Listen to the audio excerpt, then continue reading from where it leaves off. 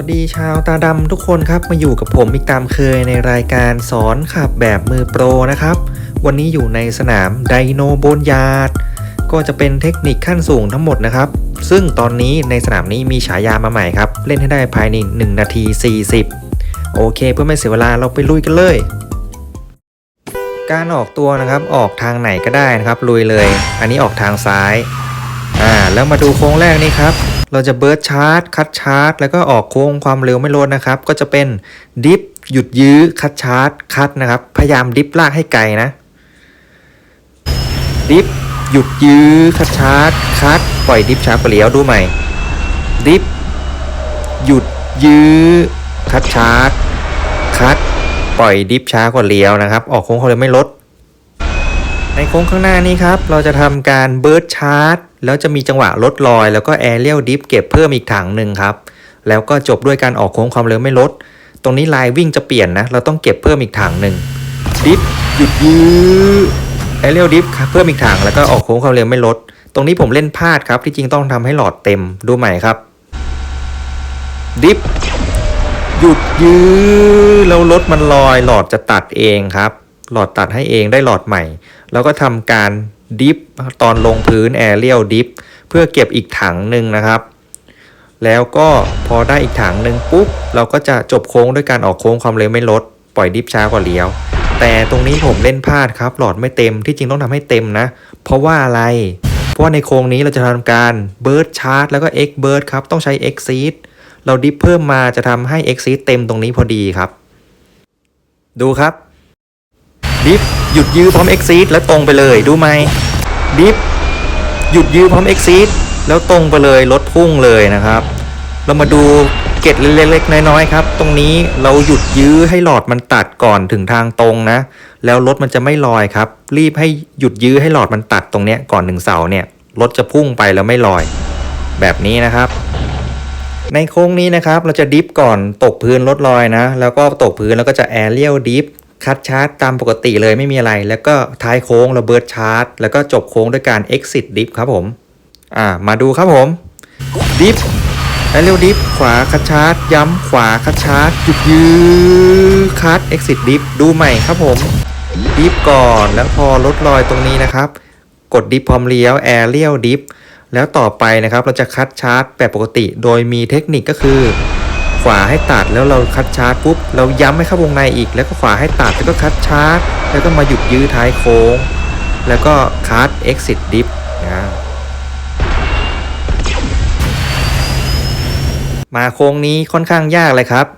aerial dip แล้วก็คัดชาร์จตามปกติแล้วเราต้องรีบหามุมหยุดยื้อครับเบิร์ดชาร์จนะแล้วก็ไปคัดชาร์จท้ายโค้งอีกรอบแล้วจบด้วยออกโค้งความเร็วไม่ลดครับ dip ซ้ายให้ตัดแล้วคัดชาร์จเสร็จแล้วหามุม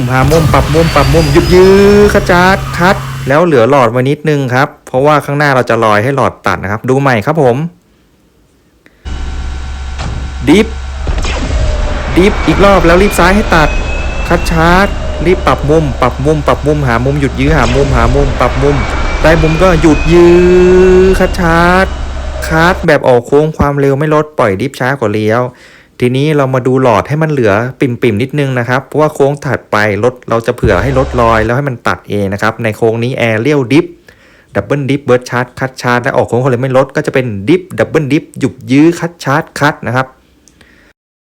dip ก่อนลอย dip double dip หยุดยื้อคัดชาร์จคัดดูใหม่ครับ dip ก่อนพอรถลอยเตรียม aerial dip double dip หยุดยื้อคัดชาร์จคัดออกโค้งความเร็วไม่ลดปล่อยดิฟช้ากว่าเลี้ยวแล้วเรามาดู exit เต็มพอดีใช้เลยครับแล้วมาตรงนี้ช็อตดิฟก่อนรถกระโดดนะครับต้องช็อตดิฟนะเพราะว่าเราช็อตดิฟมารถตกพื้นด้วยความแรงเท่านี้เลย340บวกถ้าเราไม่ช็อตดิฟไม่แรงเท่านี้ครับแล้วเราก็เข้าวาร์ปไดโนเสาร์มาทะลุมิติมาตรงนี้ครับเราก็จะ